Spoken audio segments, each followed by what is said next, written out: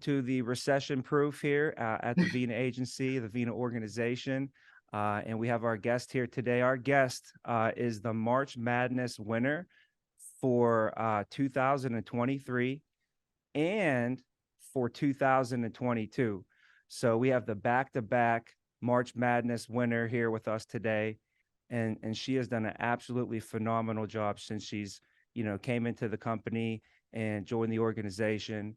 And I couldn't be happier to have you with us here today. So Sasha, thanks for joining us and taking some time out of your busy day, busy morning here today. Thanks for having me, Tommy. Thanks for the introduction, and thanks for the coffee and the scone. So much appreciated. Nice. But I see you got your coffee over there. yeah, much needed too. Nice, nice. We asked, Sasha what she'd like to drink, and she said she wanted the cappuccino from Starbucks with a sugar-free vanilla. Is that Mhm. correct? You got it. You got it right. That's your drink of choice. So I joined Yeah, in with you right here, and mine's still pretty hot, so I haven't even cracked into it yet, but I'm looking forward to trying it with you as well. Was this yeah. always your drink of choice, or did you kind of graduate to this? Kind of graduated to it. So anytime, like when my husband and I travel, he just got into getting like lattes. So I'm like, well, I got to get something a little bit fancy now. If he's getting a latte, I got to have something besides like regular coffee. So I'll have a cappuccino. Nice. Cappuccino sounds like sophisticated almost, right? Right, exactly. I feel like people kind of graduate when they go to Starbucks. You kind of start out with something, and then what you're drinking today is usually isn't what you started out with, you know? Yeah. When you But ask for a coffee, just like a regular coffee, they kind of look at you like, and like what yeah, else are you adding to that? So yes, yes. graduated. There's a long list of things that we can go over just to highlight and your accomplishments. I remember you started with the company, right at the end of 2021. Mhm. And last year you didn't have a chance to qualify for convention because you started so late in the year, right? But what they did is they did a second chance qualification contest with the company where everybody was heading out to Las Vegas. And for you, they did a contest for all the rookie performers. And you ended up winning that contest. You ended up being one of the top 15 rookie performers and qualified for convention. And then this year, you were able to qualify for convention in Cancun. And not only did you qualify, you qualified in style. You hit the President's Club in your first full year as a rookie producer, which is, I guess unprecedented. If you want to talk about President's Club. uh, and not only that, but you've achieved a promotion to a supervisor. You're a manager right now, and you're making an impact on helping a lot of families achieve their dreams. And last month you were the you know winner of the March Madness tournament, right? And in that, you get to meet and touch a lot of families, right? So beyond all the glory, the trophy, the awards, the cash prizes, I think you've, just in the competition, I mean, you probably won three or $4,000. You probably know that, more than me. For the month, which family stands out the most to you that you were able to help last month? Gosh, I mean, there's so many, but I remember I sat down with a woman. She's been a policyholder for some time. And she's schooling me on life insurance. I'm just sitting there listening, and just, yeah, you're right. And, towards the end of it, approached it more of, hey, obviously you're in a good spot. But she said, please, I've been trying to get my daughters to understand and listen to me about the importance of life insurance. They won't listen to me. So how can we get them to listen to you? So just telling her, enrolling those referrals and hey, just get them on the phone, tell them we have to go over your policy and, let me do my thing. And I promise you, I'll make sure that they're in a good spot. So I sat with both of her daughters and we enrolled both of her daughters and I called her right after and up and down like gratitude, like Sasha, I'm going to send you a Christmas card every year. I'm going to send you a Christmas gift, like just so much appreciation of thanking me for protecting her family in a way that they understood the importance of it Wow. and why it was so important to get younger as she did. Um, and then she said, all right, so we got two down and I got a lot more family members. So just bear with me. I'm calling my sisters next. So she was a tough cookie though. So breaking her to get her to trust me to sit in front of her family, like that's the most rewarding out of it all. Yes, yes. The people that put up the biggest guard, are usually the ones that they got a lot to protect. They're like, man, if you can break my guard, I'm gonna give you, the keys to the safe. So, you know, Yeah. um, and it's amazing because they say that a prophet goes without honor in their own home, so the mom is trying to preach to the daughters, and of course they're not listening, right? And then she needed you, right, to help convey that. And then normally, uh a client is usually thanking you for you helping them, like, get life insurance for themselves, right? Right. But this is a whole nother level. She's thanking you for helping her daughters get the coverage. And I could see how excited, you are just talking about that, Yeah. also knowing that, she wants to introduce you to, there's a lot more where that came from, that's Yeah. pretty, that's pretty awesome. Pretty Yeah. awesome. Speaking about, where that came from, I always like to ask people, where'd you come from? Right. It's kind of like a crazy question. Where'd you come from? Right. And I met a guy one time and he asked me, he's like, where are you from? And I told him, I'm like, oh, I live up in, North Barrington here in, Chicago. He's like, no, but where are you from? I'm like, well, actually, I'm from Pittsburgh. He's like, no, where are you? Like, where's your family from? Like, how'd you get to this country? So he like made me think and go like way back. Right.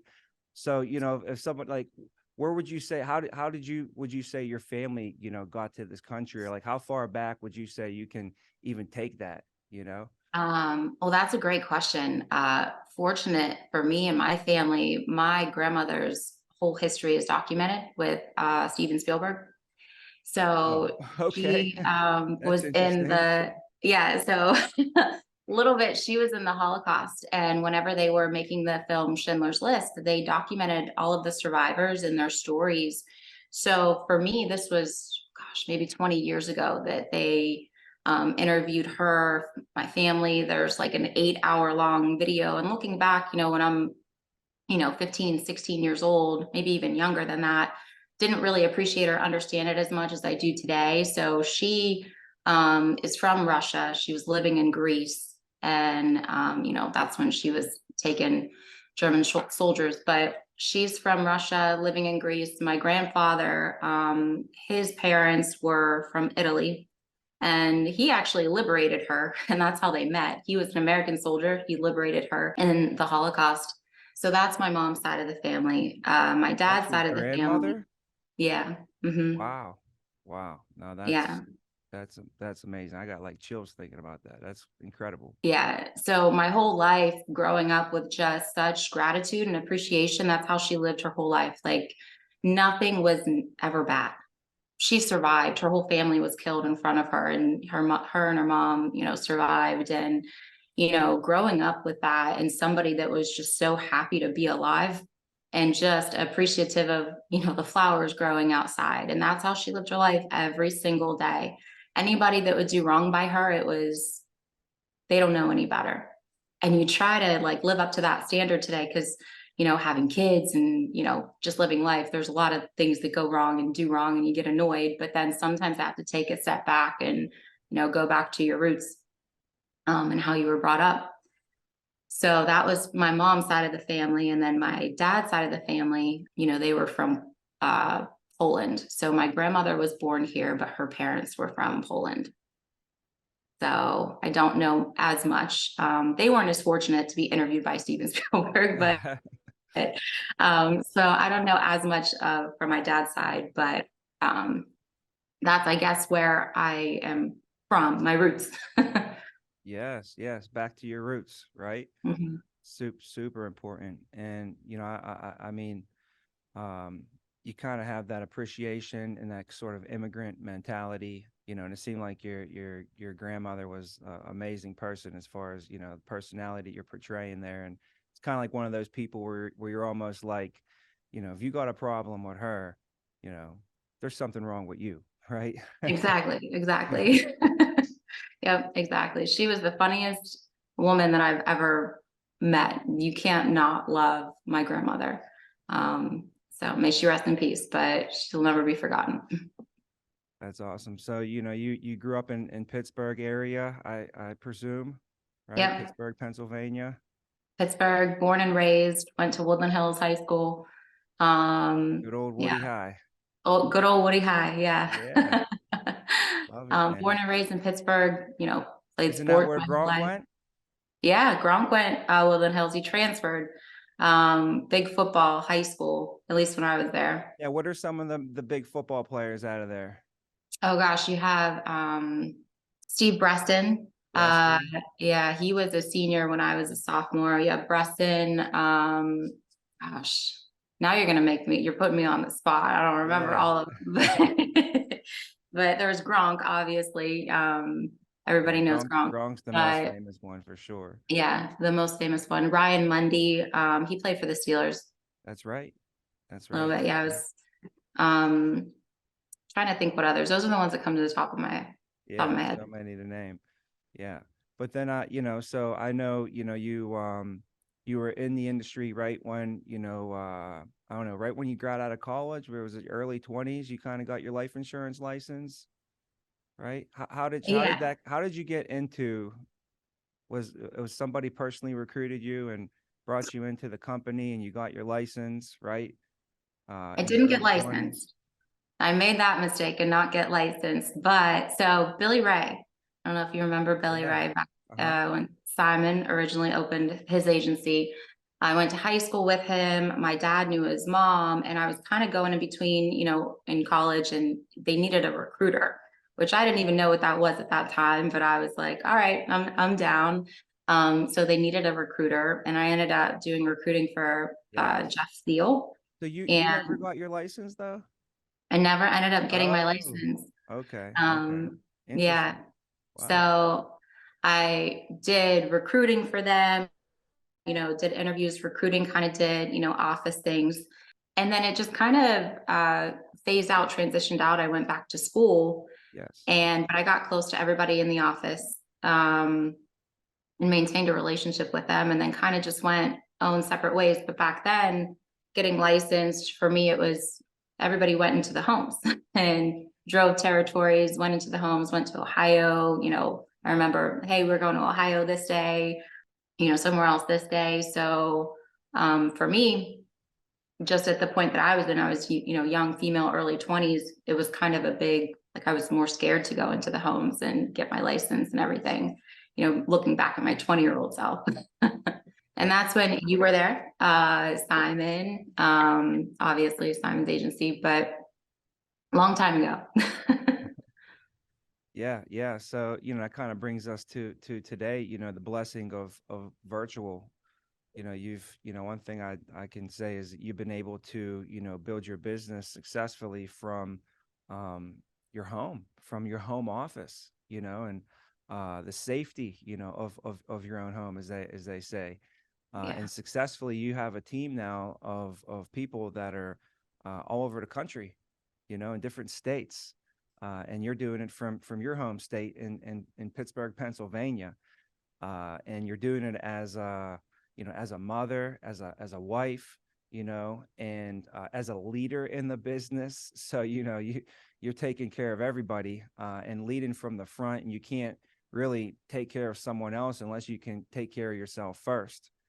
So I know everybody always wants to ask the question, and we got to get it out there. You probably ask this 100 times from people all the time, like, how do you do it? You've had all this success in a very short period of time, and I know you're just getting started on that, but they want to know, as a mother, a blended family, 5 kids, yeah. and your husband's traveling, you're traveling, you have a team all in different states. I mean, how do you keep it all together and keep it all leveling up like you keep on doing? That's a great question.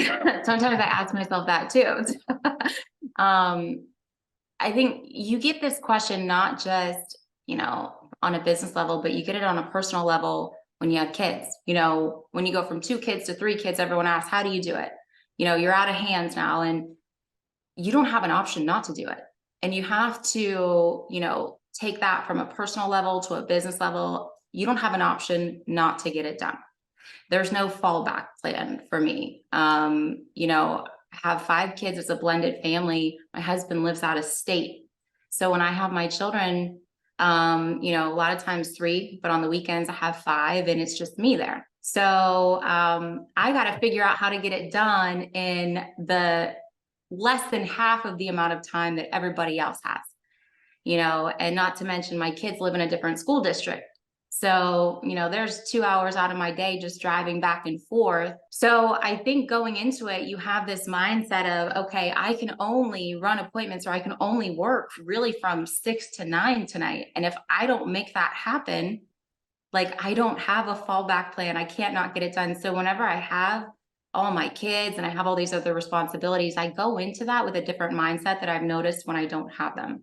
I go into it with the mindset of, I have to protect these people. I have to protect these families. I have to get it done because I only have X amount of time and X amount of appointments. So you have to cram, a couple hours in when everybody else has, 8, 12 hours in the day to get it done. Yeah. Your Yeah. It's like mindset is a lot different. the Um, mindset is what I'm getting. yeah, the mindset is a lot different. You go into those with not taking no for an answer, but not just, you can't because of your paycheck. It's because you need to protect their family, but you also need to protect yours as well. And I think that is really what has pushed me and motivated me, and kind of thinking outside of the box of, okay, well, these are the resources that I'm given, but how can I maximize on these resources? I have a great product. I know that I am educated on it. How do I get this to everybody that I know and educate them on it? Build relationships with fellow union post office employees, getting the relationship going to the post office instead of doing drop offs, just go in there and drop it off yourself and build that relationship with them. And whenever I first started, I did that and I enrolled, 4 or 5 people from the post office. Hey, she just got me my benefits. Did you know about this? You talk to them. Love my lady Pat at the post office. But Yes. it's just kind of thinking outside the box when you have limited time, but you have so many other resources that you can get things done. Making it happen using the 3-foot rule, uh, sales is a transfer of belief. And if you believe in what you're doing, then you're not going to be afraid to bring it up or talk to anybody because you believe that you're doing it in their best interest, you know? Absolutely. And I remember you met that person at the post office and one turned into another. And, Hmm. that ended up making a good week, good month for you, could turn a Yeah, good week into a great week. Right. absolutely. I mean, Absolutely. I feel like when I was out, there, I kind of was probably making one sale, from the leads at least per week, one referral sale per week, and probably one of my personal. I was usually drumming up at least one personal from just me running around town just talking to people about what I do because I couldn't stop talking about it. It was my Right. business, right? I think that's a big thing that you've done is you've taken the business and made it your own. Uh and we're in business for ourselves but not by ourselves. So you've been able to utilize all the resources that the company provides, but take it and have a lot of ownership yourself, right? Yeah. And where do you think you got that from, or what kind of I don't know, advice would you say to give somebody about just taking like being a business owner? Like what if somebody was like, I'm going to start a business, regardless of what business it is, right? Maybe you could give specifics about this business, but any business at all, because I know before this you were a business owner, and Yeah. you dealt in high end fashion. You were shoes, purses. I heard you were the go-to, like instead of having to go online, and you could just call up Sasha and she was the quote unquote the plug, for all Yeah. the high-end fashion stuff, right? So being a business owner and transitioning, like what would you say if anybody was like, I'm going to start a business? What would you say, like, here's some advice you got to take on, right? Like right now, like if you get started, you better do, you better do this. If you're going to be a business owner, you're going to fail. Gosh, that's so multifaceted. Having that belief in yourself, and that passion behind it. So, like you mentioned, sales is a transfer of belief, but starting your own business, you have to be able to believe in yourself. Knowing that I tell my husband all the time, hey, look, at the end of the day, I know that I can figure it out. I'll make it happen. I can figure it out. And that's when, you have to have that belief that going to the next level or going to the next step is going to mean that you're going to take a couple steps back before you get to that next level. And that's okay. Going into business, usually the first 2 years, people go into debt. They don't make a profit. They don't make any money. So, in starting this business or starting any business, if we're not making as much money as we want or not thinking of that, like let's change our mindset a little bit. In the majority of America, whenever they start that, how long it does take them to get to that step. But it's not easy. I think it was you or Simon that mentioned, I always use this baseball analogy because my husband baseball coached, but everybody goes to first because first base is safe, and then they round, but nobody wants to go and steal second.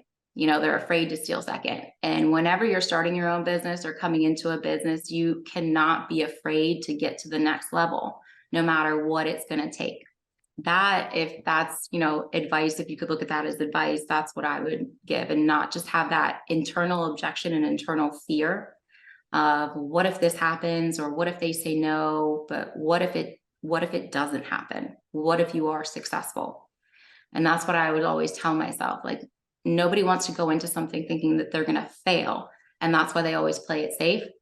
So I would go into it thinking, well, what if I don't fail? I believe in myself. What if I don't? And just always having that belief going into anything that you do. Yeah, like you said, you got to believe in yourself. That's kind of what you started with. But I think what's that one quote they say? You can't steal second with your foot still on first. Yeah. Right? You can't get to second if you keep your foot still on first base. So that's huge analogy there. Huge analogy. So fashion, right? You were you did fashion, right? What would you say would be some of your favorite maybe designers, or what are some of your favorite outfits that you like to wear that empower you when you're on Zoom, or you want to have a big day, or a big productive day, or what are some of your go-tos on some style and some fashion there? Some styles of that. Well, one of my favorite designers, everybody has the typical like Chanel, Louis Vuitton, but one of my favorite designers is Bulgari. So not many Okay. people know Bulgari, but I love Bulgari and I love Dior and Tom Ford. So one of my favorite go-to like blazers is just my Tom Ford blazer or Gucci blazer. Makes you feel I can good. They're see just that. cut Yeah. differently. But then I'm also like, going back to my roots, like coming from Woody High, wearing like a Target tank top or a Target t-shirt, and you put on like that, Gucci blazer, and you're good. You're good to go. So kind of like blending it. Now that we're on Zoom, you can just go back to wearing your Timberlands too. Yeah, exactly. We had a lot of those at Woody High, so that was our fashion staple. But yeah, I think for me, like, and feeling good and going out and feeling good, it's having those core pieces, like your Louis belt, like having the good belt, good blazer, good pair of shoes, good handbag, your accessories, and then Target t-shirts, good pair of jeans, and you're good to go. Love it, love it. Keep it simple. Keep it simple. Yeah. So I know Austin Bulgari though, always. when you say Bulgari, what do they? I've only I think I've only seen like jewelry and sunglasses by them. Is there actually like anything else that they do? I know you're probably really into handbags, Tommy. So they Oh yeah. they make gorgeous handbags. They're like serpenti. So like the snake heads and like just the Okay. details and the accents on like accessorizing. So they're really known for like their like serpenti. I don't know how to really say it. I never claimed Cool. to know how to really pronounce these things. I just know how to sell them and wear them. Yes. But yeah, I love Bulgari. They make really good handbags. They make really cool watches, like the serpent wrap watches. And yeah, they do have the sunglasses too. Yeah. Like a little when we were in Italy, there's a lot of vendors on the street, and it's all handmade, like Italian like made, and basically they look exactly like like Gucci with the serpents on Yeah, the clasp and all that kind of stuff. That's like a little. Next time you go, or if you go there, that's just something you got to put in your budget. Is like you got to put at least a couple $100, $1,000 or so just to buy like all that cool, authentic handmade. stuff. Who do you know? Is that Italian or is that That's a good question. I would assume that it's Italian, but I'm going to assume I'm not Gari? exactly. Sounds Yeah, Italian to me, right? sounds Italian, right? Fragile must be Italian. Yeah, exactly. Christmas So all story. right. So we're gonna do a segment. Is it Okay, okay if we do a segment with you? Brought to you by Residual Income. sure. Okay. All right. This is gonna be called Myth Busters. Oh man. Okay. Insurance Myth Busters. Let's pull them up here. There's a couple myths about the insurance industry or about life insurance in general. And we're going to ask you, is this a myth or is this actually true? And then Okay. to explain why. So Do you I could, get a lifeline, like phone a friend or anything of that sort? no. No. Okay. All right. Myth number one: young and single people do not need life insurance. Young and single people do not need life insurance. That's a myth. That is a myth. Okay. And why would you say so? Everybody needs life insurance. You can't get it when you need it. And you have to protect your future insurability. Okay. Pretty simple there. Myth number two: life insurance through an employer is enough coverage. That is a myth because you can leave, you can quit, if you get fired or retire, that all goes. But also you're leaving it in the hands of their employer. There was just a lawsuit Prudential because employees didn't fill out proper forms, 20 years ago, and they didn't pay out claims. They denied claims for their group life insurance. So you're putting it in the control of the employer. It's coming out of your paycheck. You're not even guaranteed if your employer is even paying the life insurance company if it's lapsing or if there's forms missing. And also that group insurance is going to eventually terminate. So then you're going to be left with nothing. So you're saying, whenever you quit, get fired, or retire, those group benefits go away. Interesting fact that I heard. Talk about myths and talk about some facts. Interesting, I don't know where I heard this, but I heard it's about 1% of group coverage actually pays out Yeah. 1% of the time. So I really wouldn't bet on that as being enough coverage. Yeah. you know and also, if you look at enough, I think the average person usually would get uh, around one times their salary would be what their company would give them, and that's a pretty generous situation, I believe, in itself. Most members that we sit down with are not getting one times their salary. Most members we meet with will make, I think the average income in the United States is around $50,000 or so. So if we have a member that makes, $4 or $5,000, $50,000 a year, they typically don't have $50,000 of work coverage.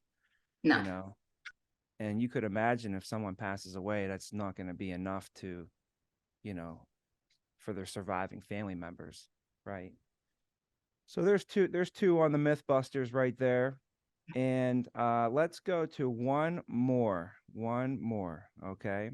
All life insurance policies are the same. That is a myth.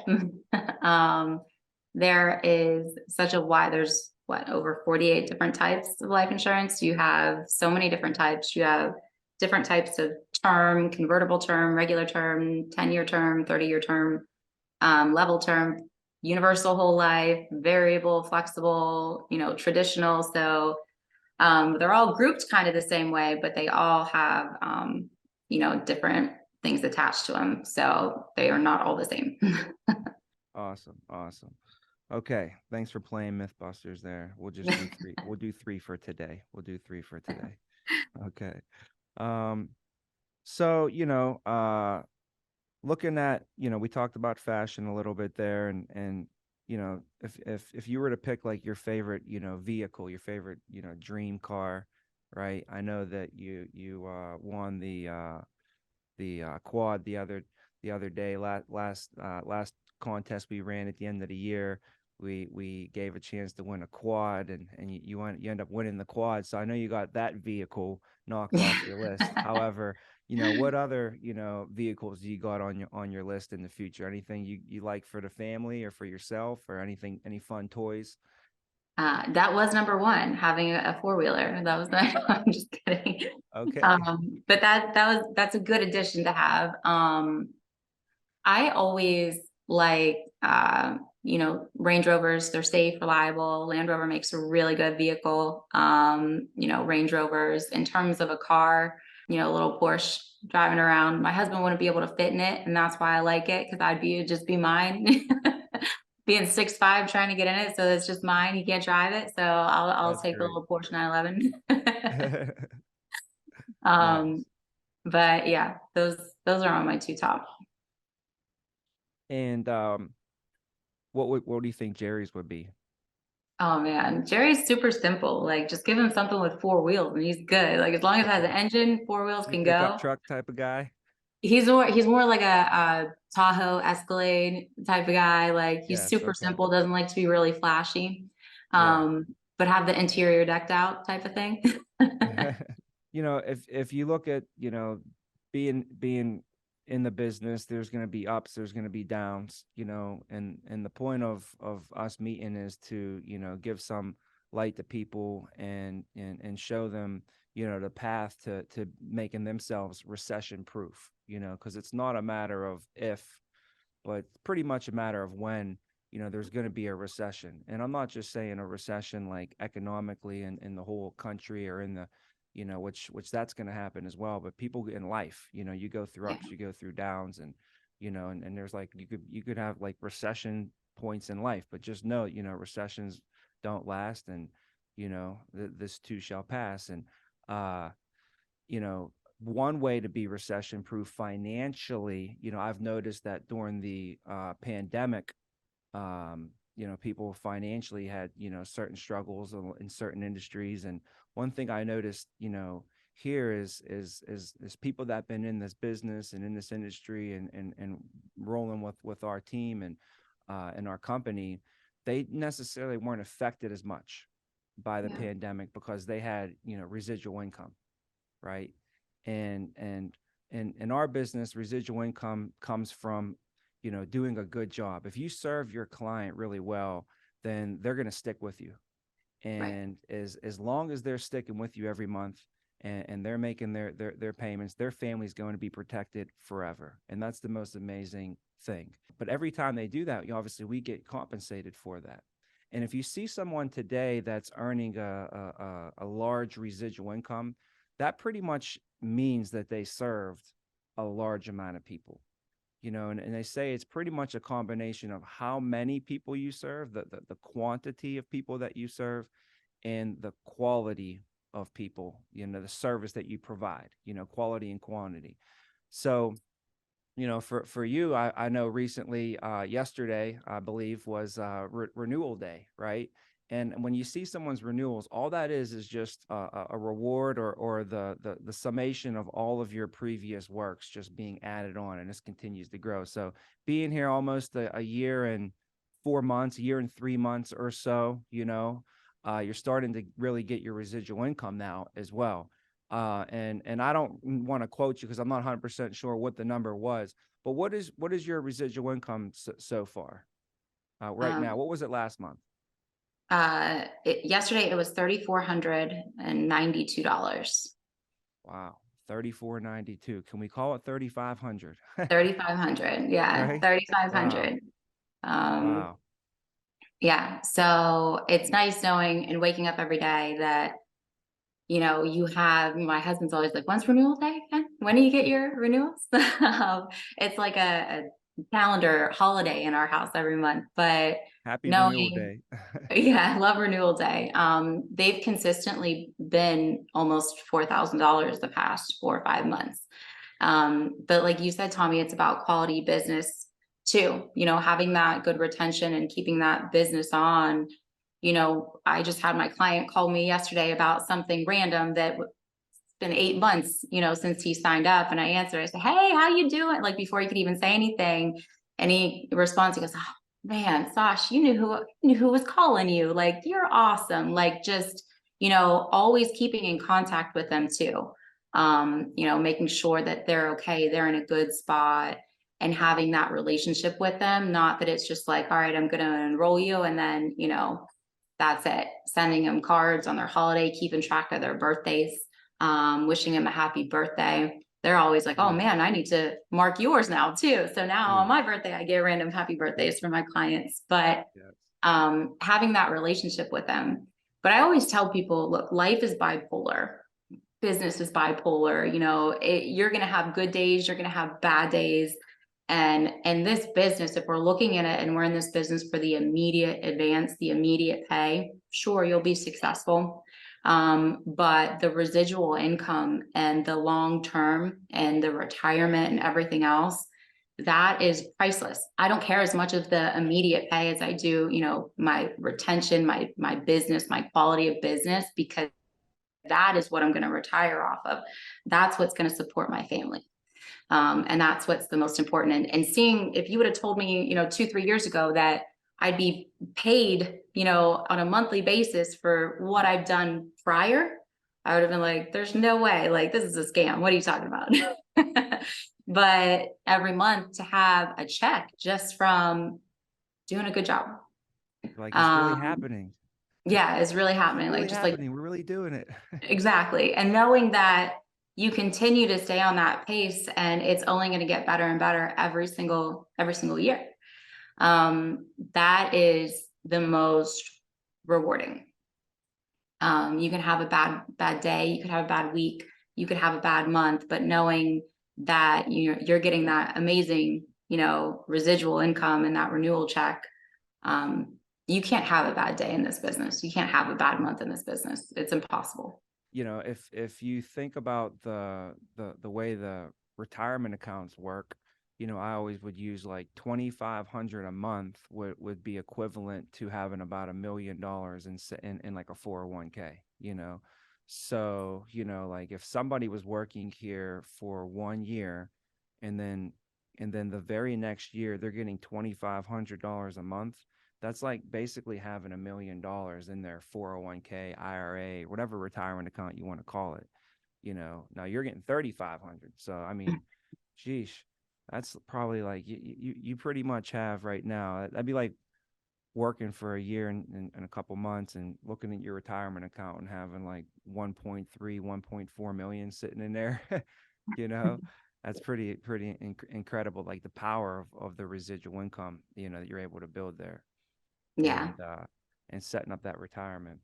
So, we're pretty much wrapping up here, and just to close out, I think you've shown that you were able to uh, take this business and take ownership of it, right, and be able to use a long-term mindset on things, like you said, keeping the long term in mind,